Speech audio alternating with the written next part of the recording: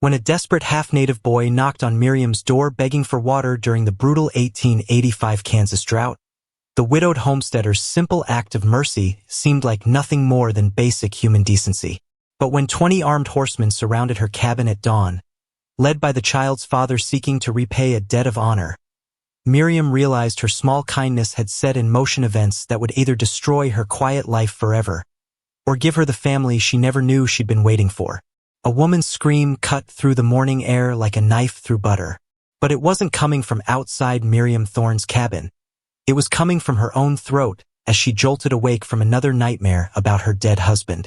The Kansas prairie stretched endlessly outside her small window, brown and cracked like old leather under the October sun of 1885. 3 months without rain had turned the once green grassland into a desert that seemed to mock every farmer who dared to call this place home. Miriam pressed her bare feet against the cold wooden floor and winced. Even her body ached differently now, like grief had settled into her very bones. At 34, she felt ancient, worn down by 2 years of living alone on this homestead 20 miles west of Dodge City. Another day, she whispered to herself, the same words she'd spoken every morning since Benjamin died. The phrase had become a prayer, a promise, and a threat all at once. The kitchen greeted her with familiar emptiness. 1 plate, 1 cup, 1 spoon, everything measured out for a life that had shrunk to fit just her. She pumped water from the well, grateful that it still gave her a trickle, though each day brought less than the last. Coffee was a luxury she couldn't afford, but she made it anyway. Some mornings, the bitter warmth was the only thing that reminded her she was still alive. As the pot heated on her wood stove, she counted her supplies with the grim accuracy of someone who knew exactly how close to nothing she really was. Flour, maybe 2 weeks left if she was careful. Salt pork, enough for a few more meals. Dried beans, a handful. The vegetable garden behind her cabin had given up weeks ago, leaving only stubborn weeds that seemed to thrive on hardship. Through her window, she watched a hawk circle overhead, searching for prey in the dead grass. At least the bird had somewhere else to go when this place failed completely. Miriam had nowhere. This cabin, this land, these debts. They were all that remained of the life she'd built with Benjamin. She remembered how they'd laughed when they first saw this place. "We'll make it beautiful," Benjamin had promised, his strong hands gesturing toward the empty prairie. Green gardens, fat cattle, maybe even a proper fence. Now the fence posts stood crooked and broken, like tombstones marking the death of their dreams. The coffee finished brewing, filling the small room with its rich smell. Miriam poured herself a cup and stepped onto her front porch, letting the morning air wake her up properly. The silence out here was different from town silence. Deeper, older, like the earth itself was holding its breath. She'd grown up in Missouri, where trees and rivers broke up the landscape. This Kansas emptiness had frightened her at first, all that sky pressing down like a heavy blanket. But over 5 years of marriage, she'd learned to love it. The way sunrise painted the grassland gold. The way storms built slowly on the horizon, giving you time to prepare. The way you could see tomorrow's weather coming from miles away. Benjamin used to say the prairie was honest. "No secrets here," he'd tell her while they worked in their garden. "What you see is what you get." But the prairie had kept one terrible secret: how quickly it could take everything away. A movement in the distance caught her eye. Something small and dark was moving across the grassland, too far away to make out clearly. Probably just another hawk or maybe a coyote looking for water. Everything was looking for water these days. Miriam finished her coffee and went back inside to begin the daily ritual of making nothing last as long as possible. She mixed a small amount of flour with water to make a thin pancake, enough to fill her stomach without using up too much of her dwindling supplies. As she cooked, she thought about her neighbors, the Hendersons, who lived 8 miles south. They'd stopped by last week to say goodbye before heading back east to live with family. "This land's beaten us," Mr. Henderson had said, his proud shoulders slumped in defeat. "Maybe next year will be better for rain, but we can't wait to find out." Miriam had wanted to ask if she could go with them, but pride kept the words locked in her throat. Besides, where would she go? Her parents were dead, and she had no brothers or sisters to take her in. This empty cabin was still better than being a burden on strangers. The pancake cooked quickly in her iron skillet, golden brown and paper-thin. She ate it slowly, making each bite last, while she planned her day. Check the well for any overnight accumulation. Mend the holes in her winter dress. Maybe walk to the creek bed to see if yesterday's wind had uncovered any useful items that other families had left behind. Outside, the small dark shape she'd seen earlier was getting closer. Now she could tell it was walking on 2 legs, not 4. A person, moving slowly across the prairie toward her cabin. Miriam set down her fork and watched more carefully. The figure was small, a child, maybe, but what would a child be doing out here alone? The nearest neighbor was miles away, and the road to town was in the opposite direction. As the figure got closer, she could see it was indeed a child, walking with the careful, measured steps of someone who'd learned to save their strength. The child would walk a few steps, then stop and rest, then continue on. Something about that determination made Miriam's chest tighten. She recognized that kind of stubborn courage, the kind that kept you moving when everything in your body wanted to give up. The child was heading straight for her cabin. The boy collapsed 3 feet from Miriam's front door, his small body hitting the ground like a dropped stone. She rushed outside without thinking, her bare feet hitting the sun-baked earth as she knelt beside him. Up close, she could see he was maybe 8 or 9 years old, with skin browned by sun and heritage she couldn't quite place. His clothes hung in tatters, a shirt that had been mended so many times it was more patches than original fabric, and pants that had been cut down from adult size. But it was his face that made her heart skip. Despite the dirt and exhaustion, there was something noble about his features, like he came from people who knew how to carry themselves with dignity even when they had nothing else. "Child?" she whispered, gently shaking his shoulder. "Can you hear me?" His eyes fluttered open, pale blue like winter sky, startling against his dark skin. Those eyes focused on her face with an alertness that seemed too old for someone so young. "Water," he croaked, the word barely audible through cracked lips. "Please, ma'am." Miriam didn't hesitate. She scooped him up, surprised by how light he was, like a bird with hollow bones, and carried him into her cabin.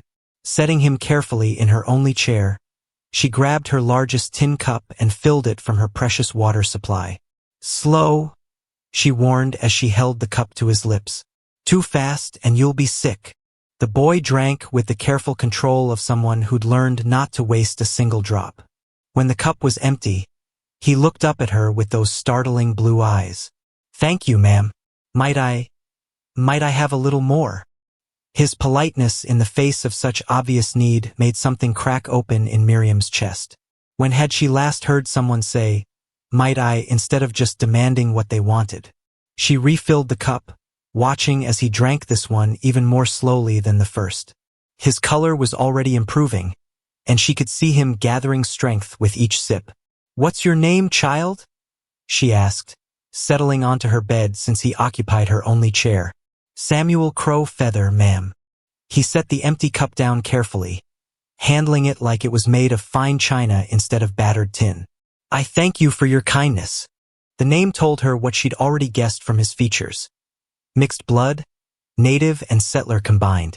Such children often belonged fully to neither world, accepted by some and rejected by others depending on who was doing the judging. "Where are you coming from, Samuel? Where's your family?" A shadow crossed his young face. "My pa's got business to tend to. I was looking for help." Something in the way he said it made Miriam think there was more to the story, but she didn't push. The boy was clearly exhausted, and questions could wait. "Are you hungry?" she asked. Samuel's eyes brightened, but he shook his head. "The water's plenty, ma'am. I don't want to take more than I need." Again, that careful politeness that spoke of good raising. Whoever his parents were, they taught him manners that would make any mother proud. "Nonsense," Miriam said, standing up and moving toward her small pantry. "I was just about to fix some food anyway." It was a lie. She'd already eaten her one meal of the day, but something about this boy's quiet dignity made her want to give him what little she could. She mixed up another pancake, this one thicker than her own had been, and cooked it until it was golden and substantial. While it cooked, she noticed Samuel looking around her cabin with curious eyes, taking in the neatly arranged furniture, the clean scrubbed floor, the small touches that marked it as a home rather than just a shelter. "You live here alone, ma'am?" he asked. "I do. My husband passed 2 years ago. I'm sorry for your loss."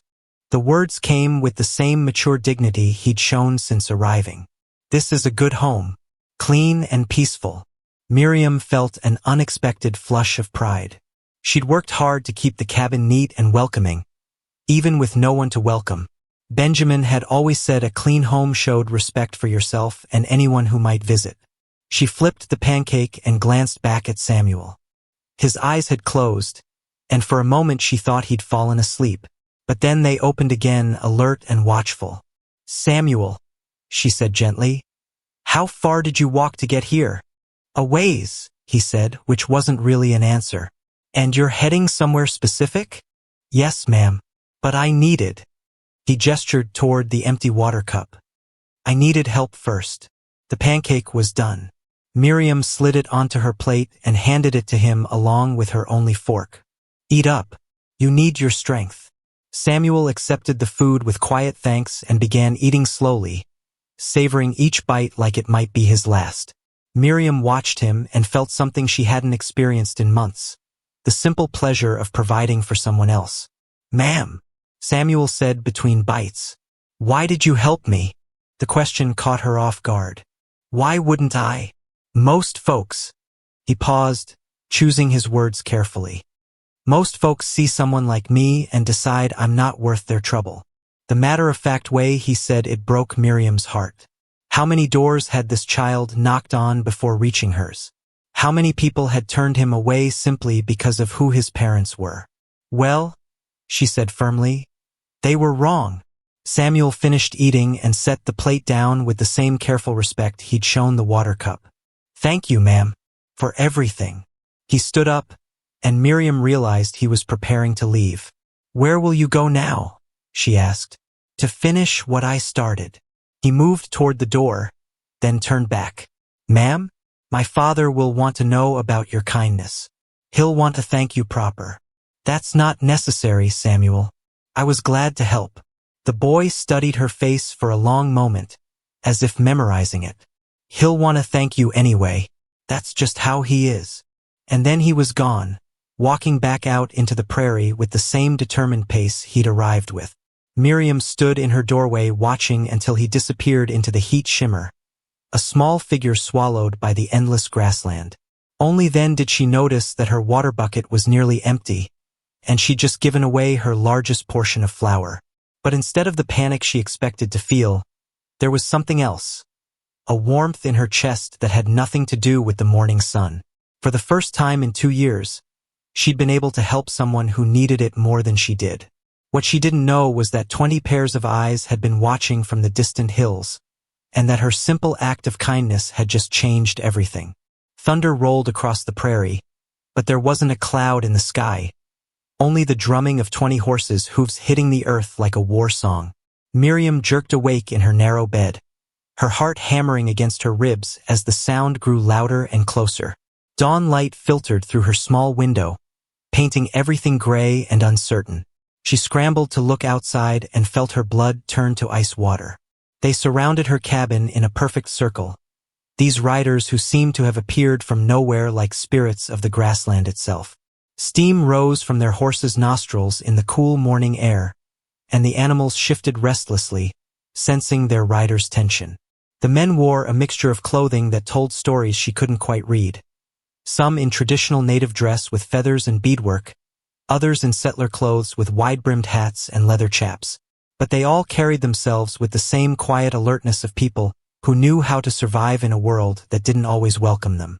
At their center sat a man who commanded attention without saying a word. Tall and broad-shouldered, he sat his black horse like he'd been born in the saddle. His long dark hair was braided with small bones and colored beads that caught the morning light. His face could have been carved from stone. High cheekbones, strong jaw, and eyes that seemed to see everything at once. But it was those eyes that made Miriam's breath catch in her throat. pale blue like winter sky, exactly like the boy who'd knocked on her door yesterday. Samuel's father. Miriam's hands shook as she pulled on her dress and tried to smooth her sleep-tangled hair. Through the window, she could see the riders hadn't moved. They simply waited with the patience of people who knew their presence alone sent a message. What message, though?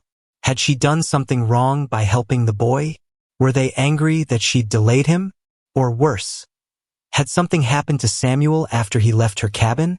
Taking a deep breath that did nothing to calm her racing heart, Miriam stepped onto her small porch. The morning air was sharp with the promise of winter, and she pulled her thin shawl tighter around her shoulders. 20 pairs of eyes turned to study her, but it was the leader's gaze that held her attention. His blue eyes swept over her small cabin, her struggling garden, the weathered fence posts that marked her property line. She felt like he was reading her entire life story in those few moments. "You are the woman who gave water to my son," he said. His voice carried the weight of someone used to being listened to, speaking English with only the slightest accent that made certain words sound like music. "I am," Miriam replied, surprised that her voice came out steady. The man studied her for another long moment, then dismounted with fluid grace. His boots hit the ground without a sound, and she noticed how his men remained perfectly still, hands resting near their weapons but not threatening. This was discipline, not aggression. "I am Joseph Crow Feather," he said, walking toward her porch with slow, deliberate steps. "Samuel told me of your kindness." Up close, she could see the lines around his eyes, the way grief had carved shadows into his strong features. This was a man who'd seen too much loss, just like she had. "How is Samuel?" she asked, genuinely concerned. "He seemed so tired when he left." Something flickered across Joseph's face. Surprise, maybe, that her first question was about his son's welfare rather than her own safety. "He reached his destination," Joseph said carefully. "But he spoke of you with great respect. Said you treated him like family instead of—" He paused, choosing his words. "Instead of what many people see when they look at him." Miriam felt heat rise in her cheeks. "He was a polite, well-mannered boy. Any decent person would have helped him." "Would they?" Joseph's voice dropped to barely above a whisper. "Samuel knocked on 17 doors before yours. 17 people saw a thirsty child and turned him away." The weight of those words hit Miriam like a physical blow. 17 doors. 17 people who'd looked at a dying child and decided he wasn't worth their water or their time. "That's terrible," she whispered. "It is the world we live in," Joseph said simply. "But you chose differently. In my people's tradition, such kindness creates a debt that must be honored." Miriam's mind raced through every story she'd ever heard about Indian raids, every whispered tale of settlers who'd vanished in the night. But looking at this man, really looking, she saw something that didn't match the fearsome stories. There was pain in his eyes, the same hollow ache she recognized from her own mirror. "I don't need any payment," she said quickly. "I was glad to help." Joseph stepped closer, and she could see the intricate beadwork on his leather vest, the way his braids were woven with small silver ornaments that tinkled softly when he moved. "My son is dying," he said, the words falling between them like stones into still water. Miriam felt the air leave her lungs. "What?" "The white man's consumption has taken hold in his lungs. It grows stronger each day, stealing his breath bit by bit." Joseph's jaw tightened, and she could see the effort it took him to maintain his composure. "The doctor in Dodge City refused to see him, said he doesn't waste medicine on half-breeds, who probably won't live anyway." The casual cruelty of it made Miriam's stomach turn. She thought of Samuel's quiet dignity, the way he'd said please and thank you like her own mother had taught her. "That's horrible," she breathed. "It is," Joseph agreed. "But there is another doctor. A woman named Elizabeth Hartwell who runs a clinic 50 miles north, near the Smoky Hill River. She has new medicine that could save Samuel's life." Hope flared in Miriam's chest. "Then why haven't you taken him there?" Joseph's face hardened. "She will not treat him unless a white woman vouches for his character. Says too many of her supplies have been wasted, on Indians who disappear before finishing their treatment. Understanding crashed over Miriam like a cold wave. This wasn't about repaying a debt at all. It was about a father's desperate love for his dying child, and the bitter reality that mercy had become a rare commodity in this harsh land. "You want me to come with you," she said. "I am asking you to help save my son's life." Miriam looked at the 20 men surrounding her cabin, then back at Joseph's face. In his eyes, she saw the same desperate love she'd once felt for Benjamin during his final illness. The willingness to do anything, sacrifice anything, for just one more day together. But going with them meant leaving everything she knew, traveling into unknown country with people she just met. What if it was a trap? What if they meant her harm once they got her away from her cabin? As if reading her thoughts, Joseph spoke again. "If I meant you harm, would I have brought 20 witnesses? Would I have given you my true name? Would I have told you exactly where we were going and why?" His logic was sound, but fear still clawed at her throat. She'd been alone for 2 years, making every decision by herself, trusting no one. The thought of placing her life in someone else's hands terrified her almost as much as staying here to slowly starve. "How do I know you're telling the truth about Samuel being sick?" she asked. Without a word, Joseph turned and spoke rapidly to one of his men in a language she didn't recognize.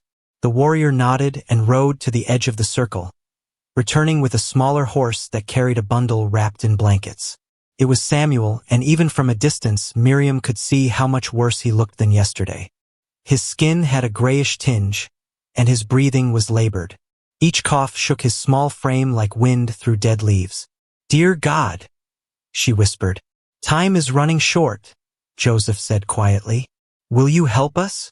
I need to pack some things," Miriam heard herself saying, as if the words were coming from someone else's mouth. The transformation in Joseph's expression was immediate and startling. The stoic mask slipped away, revealing raw gratitude that made him look suddenly, achingly human.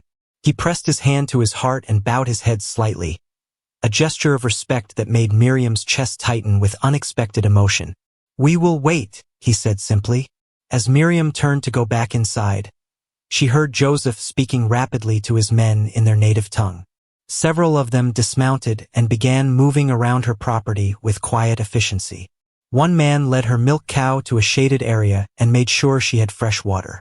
Another began gathering her scattered chickens and securing them in their coop. They were taking care of her animals without being asked. These supposed savages were showing more consideration for her property than most of her white neighbors ever had. Inside her cabin, Miriam stared at her few possessions and tried to decide what to take on a journey that might last weeks. Her hands shook as she folded her spare dress and her warmest shawl. She packed her few medical supplies, willow bark tea for pain, dried mint for stomach troubles, clean bandages made from torn sheets. As she worked, she could hear the soft sounds of the men outside preparing for travel. Their voices were quiet, respectful. Nothing like the wild whooping she'd expected from the stories she'd heard. A gentle knock on her door made her look up. One of the younger warriors stood there, holding the reins of a pretty chestnut mare with kind eyes and a comfortable-looking saddle. "For you," he said in careful English. "She is gentle, good for long ride." "Thank you," Miriam managed, touched by the thoughtfulness. The young man smiled, the first smile she'd seen from any of them. "I am Running Wolf, Joseph's nephew. Samuel is my cousin. We are grateful for your kindness to him." As she finished packing, Miriam caught sight of herself in her small mirror. The face looking back was harder than she remembered, carved by loss and loneliness into something she barely recognized. But there was something else there now, a spark of purpose that had been missing for far too long. She was about to do something that would have terrified her just yesterday. But watching a child die slowly while she did nothing would be worse than any danger she might face on the trail. Outside, Joseph was kneeling beside Samuel's horse, speaking quietly to his son. The boy's responses were barely whispers, punctuated by harsh coughing that made everyone within earshot wince. "Ready?" Joseph asked as Miriam emerged with her small bundle of belongings. She nodded, not trusting her voice. Running Wolf helped her mount the chestnut mare, adjusting the stirrups to fit her legs. The horse was indeed gentle, standing patiently while Miriam got used to the feeling of being in a saddle again. She hadn't ridden since Benjamin's death. "We will reach the doctor before sunset," Joseph said, mounting his own black stallion with fluid grace. "The trail is good, and we know the way." As they prepared to leave, Miriam took one last look at her cabin. It looked smaller somehow, less significant than it had an hour ago. All those months of clinging to this place, afraid to leave because it was all she had left of her old life. Now she was riding away with strangers, and instead of terror, she felt something that might have been relief.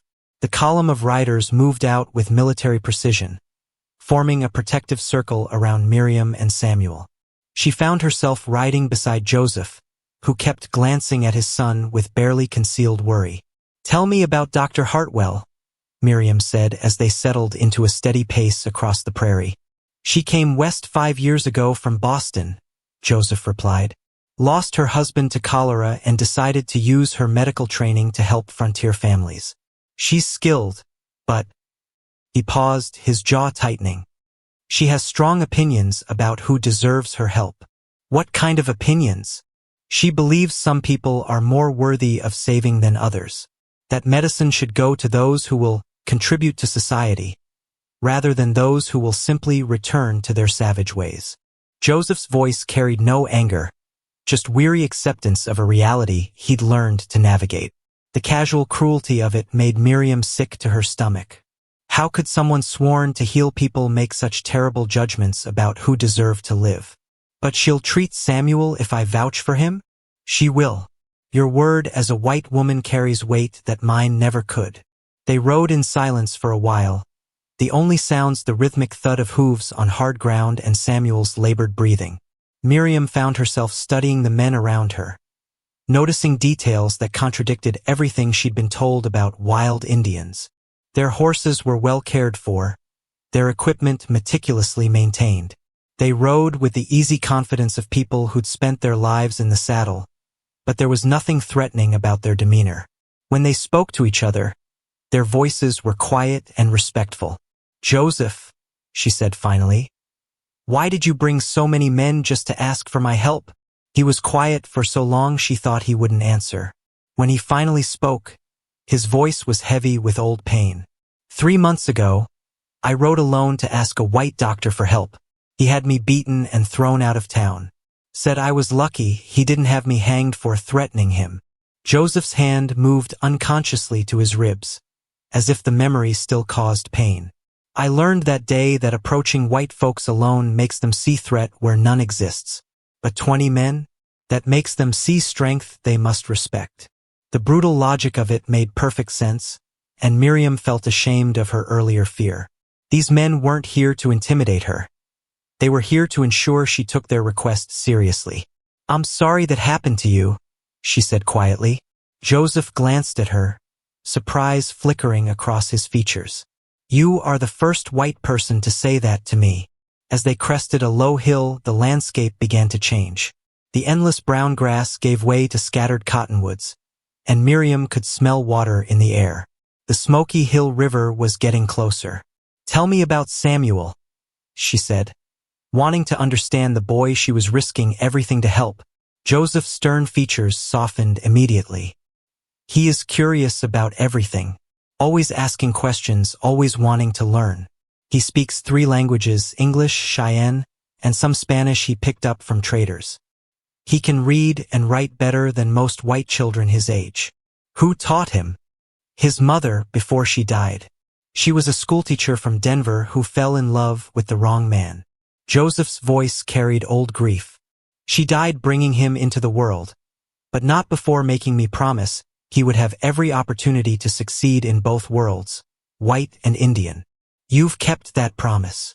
"I've tried, but the world keeps reminding him that he belongs fully to neither place." Joseph looked toward his son, riding wrapped in blankets ahead of them. "Maybe that's why your kindness meant so much to him. You didn't see half-breed or Indian or white. You just saw a thirsty child." In the distance, smoke rose from a chimney, marking the location of Dr. Hartwell's clinic. Samuel's fate, and perhaps Miriam's own, would be decided in the next few hours. But for the first time in 2 years, Miriam felt like she was exactly where she was supposed to be. Turn around and leave, or I'll have the sheriff arrest every one of you for trespassing. Dr. Elizabeth Hartwell stood in the doorway of her clinic like a fortress guard. Her steel-gray hair pulled back so tightly it seemed to stretch her pale skin. Her dark dress was spotless despite the frontier setting, and she held a rifle with the confidence of someone who knew how to use it. Behind her, Miriam could see the interior of the clinic, whitewashed walls, gleaming medical instruments, and shelves lined with bottles of medicine that could save Samuel's life. So close, yet it might as well have been on the moon. Joseph sat perfectly still on his horse, showing no reaction to the weapon pointed at his chest. His men remained equally motionless, but Miriam could feel the tension crackling through the air like lightning before a storm. "Dr. Hartwell," Joseph said calmly, "I sent word ahead that we were coming. You agreed to see the boy if Mrs. Thorne would vouch for him. That was before I knew you'd bring an army," the doctor snapped, her grip tightening on the rifle. "I run a medical practice, not a fort under siege." Miriam urged her horse forward, positioning herself between the doctor and Joseph's men. "Dr. Hartwell, I'm Miriam Thorne. We've come a long way, and the child is very sick." The doctor's cold blue eyes swept over Miriam, taking in her worn dress and sun-weathered face. "You're the widow from down near Dodge City? The one who wrote asking for help with consumption treatment?" "I didn't write any letter," Miriam said, confused. Dr. Hartwell's eyes narrowed. "Then how did you know to come here? How did you know I had the new medicine?" Joseph spoke up quietly. "I sent the letter using Mrs. Thorne's name. I knew you wouldn't read it if it came from me." "You forged correspondence?" Dr. Hartwell's voice rose with indignation. "That's a federal crime, you know? So is letting a child die when you have the medicine to save him," Miriam said, surprising herself with her boldness. The doctor's gaze shifted back to her, studying her face with new interest. "And you're willing to vouch for this boy? Put your name behind his treatment?" "I am. Even though he's a half-breed? Even though his people might disappear into the wilderness the moment treatment gets difficult." The casual cruelty in Dr. Hartwell's voice made Miriam's stomach churn, but she kept her expression steady. "His name is Samuel, and he's a child who needs help. That's all that matters to me." Dr. Hartwell lowered her rifle slightly. "You realize the treatment takes months? He'll need to stay here, take medicine daily, eat proper food. It's expensive and time-consuming." "We can pay," Joseph said, reaching into a leather pouch at his belt. He pulled out a handful of silver coins that gleamed in the afternoon sun. "Spanish silver, worth more than your usual payment." The doctor's eyes widened at the sight of the coins. Miriam could see her practical nature warring with her prejudices. "Where did you get Spanish silver?" Dr. Hartwell asked suspiciously. "Honest trade," Joseph replied simply. "We guide wagon trains through mountain passes that only we know. The silver comes from grateful travelers who reached California safely." It was a revelation that surprised Miriam. She'd assumed Joseph and his men lived by hunting and raiding, like the stories suggested. Instead, they were guides and protectors, helping settlers reach their destinations. Dr. Hartwell seemed to be considering their offer, but her expression remained skeptical. "Even if I agree to treat the boy, how do I know you won't cause trouble? 20 armed men camping outside my clinic would drive away other patients." "We won't be camping here," Joseph said. "Once Samuel begins treatment, Mrs. Thorne will stay to monitor his progress. My men and I will return home until he's well enough to travel." "Wait," Miriam said, turning to stare at Joseph. "You want me to stay here? For months?" "Samuel trusts you," Joseph explained, "and Dr. Hartwell trusts white women more than she trusts us. You're the bridge that makes this possible." The weight of what he was asking hit Miriam like a physical blow. Leave her cabin, her life, everything familiar, to stay in this strange place and care for a boy she'd known for one day? But then she thought about Samuel, wrapped in blankets and struggling to breathe. She thought about 17 doors that had turned him away, 17 people who'd decided he wasn't worth their compassion. "All right," she heard herself saying. "I'll stay." Dr. Hartwell looked surprised by Miriam's quick agreement. "You understand this is a serious commitment? The boy will need constant care. Someone to make sure he takes his medicine, eats properly, gets rest. It's not easy work." "I understand." The doctor studied her for another long moment, then sighed and stepped aside. "Bring the boy in. Let me examine him properly." Joseph dismounted and carefully lifted Samuel from his horse. The boy was barely conscious, his breathing shallow and labored. As Joseph carried him toward the clinic, Miriam saw tears glisten in the strong man's eyes, the first crack in his stoic armor. Inside the clinic, Dr. Hartwell's demeanor changed completely. Whatever her personal prejudices, she was clearly a skilled physician. She examined Samuel with gentle hands, listening to his chest, checking his pulse, looking at his fingernails and the inside of his mouth. "Advanced tuberculosis," she confirmed, washing her hands in a basin. "Without treatment, he has perhaps 2 weeks. Maybe less." Joseph's face went pale beneath his weathered tan. "And with treatment? The new medicine, streptomycin, can cure consumption if we catch it in time. But it's a long process. 3 months of daily injections plus careful diet and rest. And it's expensive." "How expensive?" Joseph asked. $50 for the full course of medicine, plus room and board for the boy and Mrs. Thorne. Joseph didn't hesitate. He poured the silver coins onto Dr. Hartwell's examination table, the metal ringing like bells. "Will this cover it?" Dr. Hartwell's eyes widened as she counted the coins. "This is worth at least $70. Where did you really get this?" "I told you, honest trade. We also hunt and sell furs, break horses for cavalry units, sometimes work as scouts for the army." Joseph's voice carried quiet pride. "We do whatever it takes to survive in your world, while keeping our dignity in ours." The doctor seemed taken aback by his directness. She looked from the silver to Samuel's pale face, then to Miriam's determined expression. "Very well," she said finally. "We'll begin treatment immediately. But I warn you, if the boy doesn't respond to the medicine, or if there are any complications, I won't be held responsible." "We understand," Miriam said quickly, before Joseph could respond. "When do we start?" Dr. Hartwell moved to her medicine cabinet and began preparing a syringe. "Right now. The sooner we begin, the better his chances." As she drew the medicine into the syringe, Miriam felt a strange mixture of hope and terror. They'd come so far, risked so much, all based on the word of a woman who clearly resented having to treat Samuel at all. But it was their only chance. Samuel's scream cut through the quiet clinic like a knife, making Miriam's heart lurch with panic. She rushed to his bedside, where Dr. Hartwell was holding him down as his small body convulsed with fever. His skin burned like fire under her touch, and his eyes rolled back until only the whites showed. "What's happening to him?" Miriam demanded, fear making her voice sharp.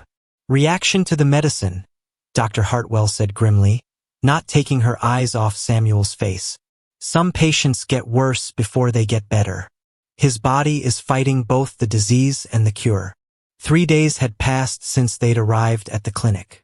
3 days of watching Samuel grow weaker instead of stronger, despite the daily injections of the expensive medicine. Miriam had barely slept, staying by his bedside and trying to get him to eat small spoonfuls of broth. Joseph had left the morning after Samuel's treatment began, taking his men back toward their territory as promised. But not before pulling Miriam aside for a conversation that still echoed in her mind. "If my son dies," he had said quietly, "it won't be your fault. You've done more for him than anyone else ever has." "He's not going to die," Miriam had replied with more confidence than she felt. Now, watching Samuel's fever burn through his fragile body, she wondered if her confidence had been misplaced. Dr. Hartwell released her grip on Samuel as his convulsions stopped. His breathing was rapid and shallow, like a bird's. "We need to cool him down. Help me strip these blankets off." They worked together to remove Samuel's heavy coverings, Then Dr. Hartwell brought a basin of cool water and clean cloths. "Keep wiping his face and arms," she instructed. "The fever has to break, or—" She didn't finish the sentence, but Miriam understood. If the fever didn't break, Samuel would die despite all their efforts. For the next 6 hours, Miriam bathed Samuel's burning skin with cool water while Dr. Hartwell checked on him regularly. The boy drifted in and out of consciousness, sometimes mumbling words in a language Miriam didn't understand, probably Cheyenne, the tongue his father had taught him. "Tell me about his mother," Miriam said during one of Dr. Hartwell's visits, needing to talk to keep from going crazy with worry. The doctor paused in her examination of Samuel's pulse. "I never met her, but I heard stories when I first came to Kansas. Sarah Mitchell was her name. Came out from Denver to teach school in one of the farming settlements. Fell in love with Joseph Crowfeather when he guided her wagon train west. What happened to her? Same thing that happens to too many women out here. Died in childbirth with no proper medical help." Dr. Hartwell's voice carried unexpected sadness. "By all accounts, she was a remarkable woman. Spoke 4 languages, had college education, could have married any man she wanted back east. But she chose Joseph. Love doesn't always make practical sense," Dr. Hartwell said, then seemed surprised by her own words. "Anyway, she made Joseph promise the boy would get a proper education. That's why he speaks such good English, why he knows how to read and write." Miriam continued bathing Samuel's fevered skin, thinking about a woman she'd never met who'd given up everything comfortable and safe for love. In some ways, Sarah Mitchell's story wasn't so different from her own. Both women who'd followed their hearts to the harsh Kansas frontier. "Dr. Hartwell," Miriam said carefully, "why did you really agree to treat Samuel? I know it wasn't just the money." The doctor was quiet for so long that Miriam thought she wouldn't answer. When she finally spoke, her voice was barely above a whisper. "I had a son once, back in Boston before I came west." She paused, her hands stilling on Samuel's wrist as she checked his pulse. "Tommy was about Samuel's age when the consumption took him. I was a doctor, supposedly skilled in healing, but I couldn't save my own child. The admission hung between them like a bridge across a deep canyon. I came to Kansas thinking I could start over, help people who really needed it. But somewhere along the way, I started deciding who deserved help and who didn't. Started thinking some lives were worth more than others." Dr. Hartwell looked directly at Miriam for the first time in hours. "Watching you fight for this boy reminded me of something I'd forgotten. That every child is someone's whole world." Around midnight, Samuel's fever finally broke. His skin cooled under Miriam's touch, and his breathing deepened into natural sleep instead of the restless tossing that had worried them both. "The crisis has passed," Dr. Hartwell said, checking his pulse again. "His heartbeat is stronger, more regular. I think the medicine is finally winning." Miriam felt tears she'd been holding back for days finally spill down her cheeks. "He's going to be all right? It looks that way. But he'll need weeks more of treatment and careful nursing. Are you prepared for that?" Miriam looked down at Samuel's peaceful face, thinking about the long journey that had brought them all to this moment. A simple cup of water given to a thirsty child had led to this. Sitting beside a sickbed in a frontier clinic, caring for a boy who wasn't her son but felt like family nonetheless. "I'm prepared," she said firmly. Over the following days, Samuel grew stronger. His appetite returned, and he began staying awake for longer periods. He was shy at first around Dr. Hartwell, but gradually warmed up to her gentle bedside manner. "Mrs. Miriam," he said one afternoon as she spooned broth into his mouth, "why did you come with us? You barely knew me." The question caught her off guard. How could she explain the empty ache that had filled her chest for 2 years, or the way helping him had made her feel human again? "Sometimes," she said carefully, "we meet people who need something we can give, and sometimes, giving that help heals something broken inside us too." Samuel considered this with the serious expression he wore when thinking through difficult ideas. "Like my pa says, helping others helps ourselves?" Exactly like that. As Samuel's health improved, Miriam found herself settling into a routine at the clinic. She helped Dr. Hartwell with other patients, learning basic medical skills she'd never thought she'd need. In return, the doctor taught her about medicines and treatments that could help people in isolated places like her homestead. But late at night, when Samuel was sleeping peacefully and the clinic was quiet, Miriam wondered what would happen when he was well enough to go home. Would she return to her empty cabin and her solitary life? Or had this experience changed her in ways that couldn't be undone? The answer would come sooner than she expected. A gunshot shattered the morning quiet, followed by angry shouting that made Miriam's blood run cold. She rushed to the clinic window and saw a mob of 20 men on horseback surrounding Dr. Hartwell's property.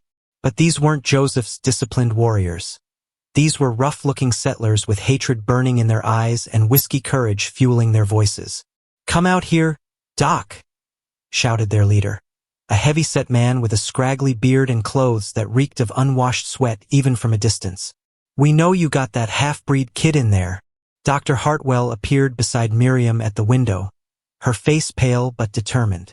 "That's Tom Briggs," she whispered. "Owns the largest ranch in the area. He's been stirring up trouble ever since word got out about Samuel." "What kind of trouble?" Miriam asked, though she already suspected the answer. "The kind that ends with people getting hurt." Dr. Hartwell moved away from the window and began gathering medical supplies. "Take Samuel and hide in the back room. There's a root cellar behind the pantry. You can both fit if you're careful." "I'm not hiding," Miriam said firmly. "This is about me as much as Samuel. I'm the one who vouched for him." Before Dr. Hartwell could argue, Tom Briggs's voice boomed across the yard again. "We know you're in there, Mrs. Thorne. Come out and face what you've done." Samuel appeared in the doorway of his room, moving carefully but no longer the skeleton he'd been weeks ago. The medicine had worked its miracle. His cheeks had color again, and his breathing was clear and strong. "They're here because of me," he said quietly. "I should go talk to them." "Absolutely not," both women said at the same time. "Samuel, you're still recovering," Dr. Hartwell added. "And those men aren't interested in talking." Through the window, Miriam could see more riders approaching from the south. Her heart sank as she counted them. At least 15 more, all armed and all looking like they'd come prepared for violence. "What do they want?" she asked. "To run us all out of the territory," Dr. Hartwell replied grimly. "Briggs has been telling everyone that treating Indians will bring war parties to the area. Says I'm putting all the white settlers at risk." The irony wasn't lost on Miriam. Joseph had brought 20 men to ask for help peacefully, and now 30 white men had come with guns to prevent that help from continuing. "Dr. Hartwell," Tom Briggs shouted. "You got 5 minutes to send that Indian boy and his white woman friend packing, or we're coming in after them." "White woman friend?" Miriam repeated, anger flaring in her chest. "Is that what I am now?" She moved toward the front door, but Dr. Hartwell grabbed her arm. "Don't go out there. They're looking for an excuse to get violent." "Then what do you suggest we do? Hide until they burn the clinic down around us?" Before Dr. Hartwell could answer, a new sound reached them, the thunder of approaching hoofbeats from the north. Miriam's heart leaped as she recognized the precise formation of Joseph's warriors, riding hard toward the clinic. "Oh no," Dr. Hartwell breathed. "If Joseph's men clash with Briggs's mob, innocent people will die." Miriam made a decision that surprised her with its clarity. She walked to the front door and stepped outside, ignoring both Dr. Hartwell's protests and Samuel's worried cry. "Tom Briggs," she called out, her voice carrying across the tense silence. "I'm Miriam Thorne, and I want to talk to you." The heavy-set rancher urged his horse closer, his hand resting on the pistol at his hip. Well, the Indian lover herself. "You got some nerve, lady." "I've got something better than nerve," Miriam replied, stepping down from the porch. "I've got common sense. Something you seem to be lacking." A murmur ran through Briggs's men at her boldness. In the distance, she could see Joseph's warriors taking positions on the surrounding hills, close enough to intervene if needed, but not close enough to provoke immediate violence. "Common sense." Briggs laughed harshly. "Lady, you brought a war party to our doorstep. You think we're stupid enough to let that slide? I brought a sick child to get medical treatment, Miriam corrected. The same treatment any white child would receive without question. That ain't no white child, and you know it. You're right, Miriam said, taking another step forward. Samuel is better than most white children I've met. He's polite, respectful, and grateful for kindness. Unlike some people I could mention. Briggs's face darkened with anger. You think you're smart, don't you? Well, let me tell you something, widow woman. You've overstayed your welcome in this territory. Time for you to pack up and get moving. Or what? The voice came from behind Miriam, and she turned to see Dr. Hartwell stepping out of the clinic with her rifle in hand. You'll shoot a woman for showing compassion to a sick child? If that's what it takes to keep our families safe, Briggs snarled. Safe from what? Dr. Hartwell demanded. From a boy who can barely walk around the clinic without getting tired? From his father, who paid for treatment with honest money and left peacefully when asked. Safe from the war parties that'll come looking for revenge when that boy dies. The boy isn't going to die, Miriam said firmly. He's getting better every day, thanks to proper medicine and care. For the first time, uncertainty flickered across Briggs's face. What do you mean, getting better? Samuel appeared in the clinic doorway, moving slowly but under his own power. The transformation from the dying child who'd arrived weeks ago was remarkable. He looked like any healthy boy his age, with bright eyes and steady breathing. I mean, the medicine worked, Dr. Hartwell said. Samuel is cured.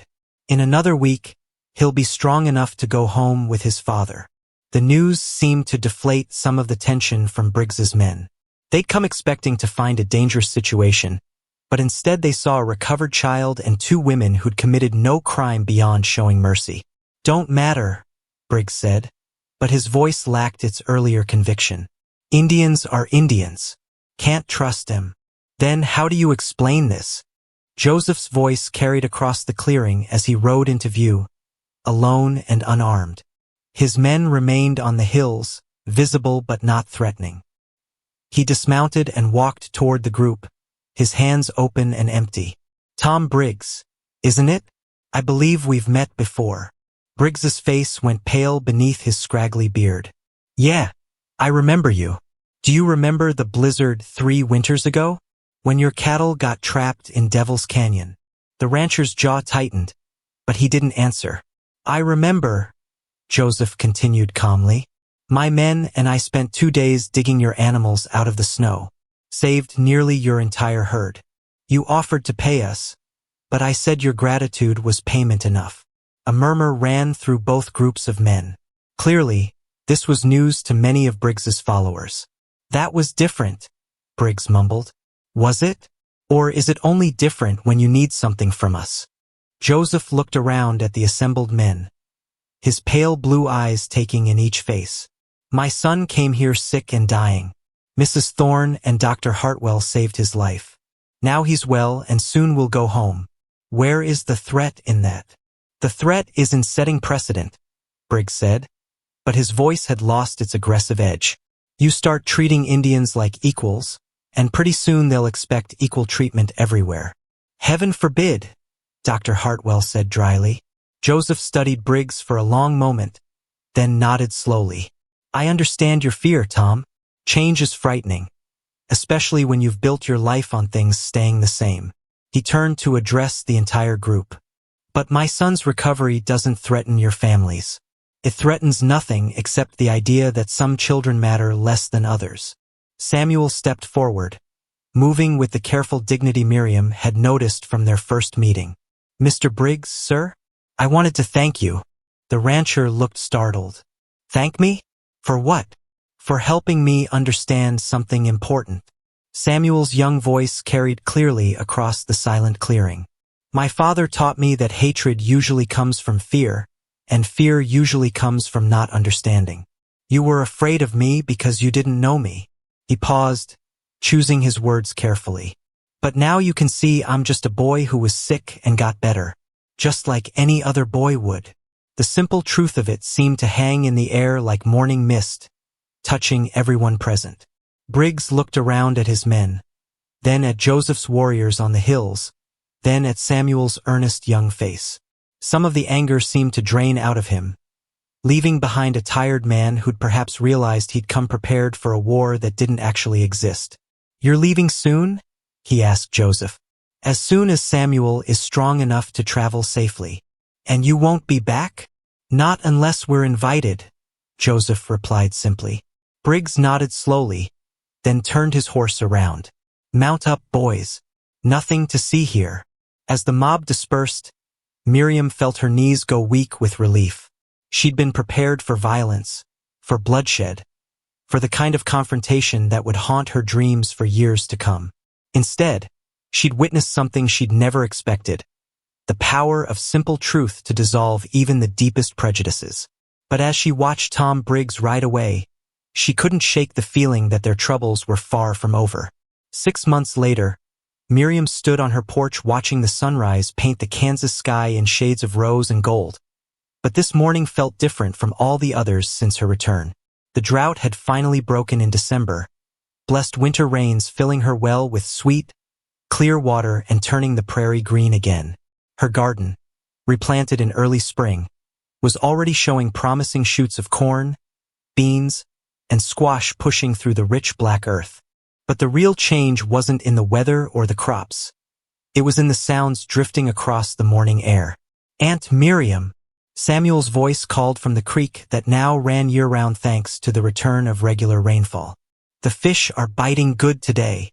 She smiled and waved toward the boy, who stood knee-deep in the clear water with a fishing pole in his hands and joy written across his healthy face. At 9 years old now, he'd grown several inches since his recovery, and the hollow-cheeked waif who'd knocked on her door that desperate October day was just a memory. "Tell your father I'll have biscuits ready when you get back," she called. Samuel grinned and waved his fishing pole in acknowledgement before turning back to the serious business of outwitting the creek's population of catfish and bass. The sound of hammering from the north reminded Miriam of the other major change in her life.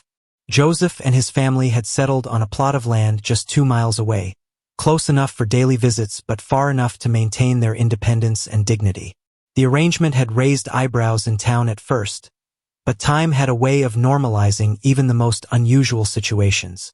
Joseph's skills as a guide and translator had proven valuable to the growing number of settlers heading west, and his reputation for honest dealing had gradually won over even some of his former critics.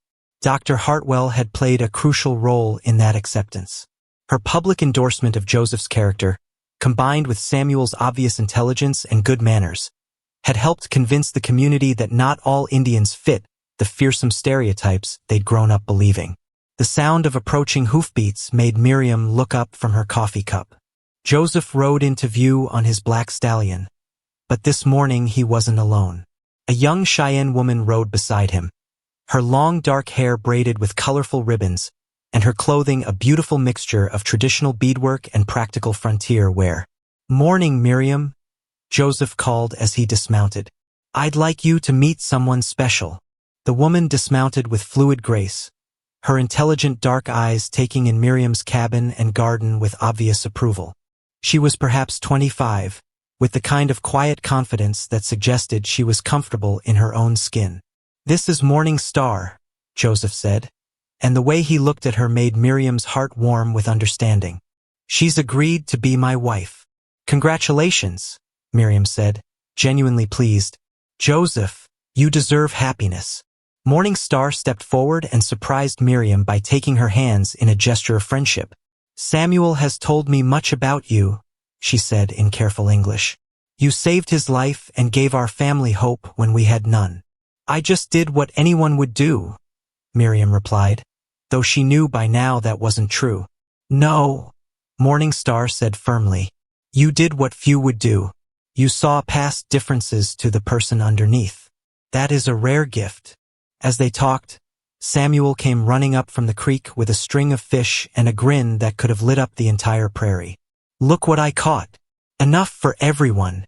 The morning turned into an impromptu celebration as Morning Star proved to be an excellent cook, preparing the fish with wild herbs that added flavors Miriam had never tasted. Joseph shared news from town. More settlers arriving, new businesses opening, talk of eventually building a school. Samuel could attend, he mentioned casually. If he wants to. The boy looked up from his plate, considering the idea seriously. Would I be the only Indian student? Probably, Joseph admitted. Then I should go, Samuel said with the matter-of-fact wisdom that still amazed Miriam. Someone has to be first. Might as well be me. After the meal, Joseph and Morning Star prepared to leave, but not before Joseph pulled Miriam aside for a private conversation. I have something for you, he said, reaching into a leather pouch at his belt. He pulled out an intricately beaded bracelet, its colors catching the afternoon sunlight like jewels. It's beautiful, Miriam breathed, accepting the gift with reverence. Morning Star made it. She said every woman who helps raise a child deserves to be honored as a mother.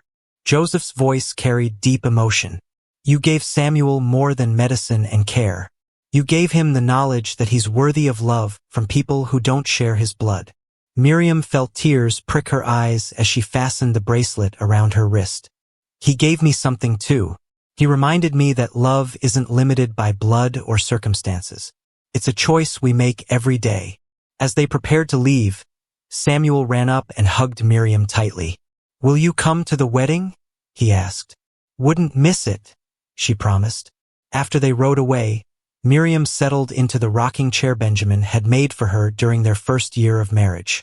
The chair had sat empty for 2 years after his death, but now it felt like coming home every time she sat in it. She thought about the journey that had brought her to this moment, from the bitter isolation of grief to the unexpected joy of found family. She'd learned that kindness wasn't a finite resource to be hoarded like water in a drought. The more you gave away, the more you seemed to have. A letter had arrived from Dr. Hartwell the previous week, asking if Miriam would consider helping at the clinic on a regular basis. The doctor had been training her in basic medical skills during Samuel's recovery, and she discovered an aptitude for healing that surprised them both. Your hands have the gentleness that comes from understanding suffering, Dr. Hartwell had written. That's something that can't be taught, only lived. The offer represented a new chapter in Miriam's life, a chance to turn her own painful experiences into help for others. She'd already decided to accept. As the sun climbed higher into the cloudless sky, Miriam rocked gently and listened to the sounds of her transformed world. The creek bubbling over smooth stones, birds singing in the cottonwoods that Joseph had helped her plant, the distant laughter of children playing in a community that was slowly learning to embrace differences instead of fearing them. She'd started this journey as a woman who believed she had nothing left to give. Now she understood that she'd been wrong. The capacity for love and kindness had always been there, waiting for the right moment to bloom. That moment had come in the form of a thirsty boy with winter sky eyes and a dignity that shamed grown men. In saving Samuel, she'd discovered that she'd been a mother all along. She'd just been waiting for her family to find her. The sound of more laughter carried on the morning breeze as Samuel's voice mixed with his father's and Morning Star's near the creek. Miriam smiled and closed her eyes, feeling the sun warm her face and the blessed weight of belonging settle around her shoulders like a comfortable shawl. She'd learned something important in the months since that desperate October morning. Home wasn't a place you came from or a building you lived in. Home was the people who saw your worth when you couldn't see it yourself, who stood by you when the world turned hostile, who chose to love you not despite your flaws but because of your willingness to love them back. The prairie wind whispered through the grass, carrying the scent of growing things and the promise of abundant harvests to come. Miriam opened her eyes and looked out at the endless sky, no longer seeing emptiness but possibility. Tomorrow would bring new challenges, new opportunities to choose kindness over fear, love over prejudice. But today, in this moment, she was exactly where she belonged, surrounded by the family she'd found in the most unexpected places, watching the sun rise on a world that had remembered how to be generous. In the end, that was enough. More than enough. It was everything.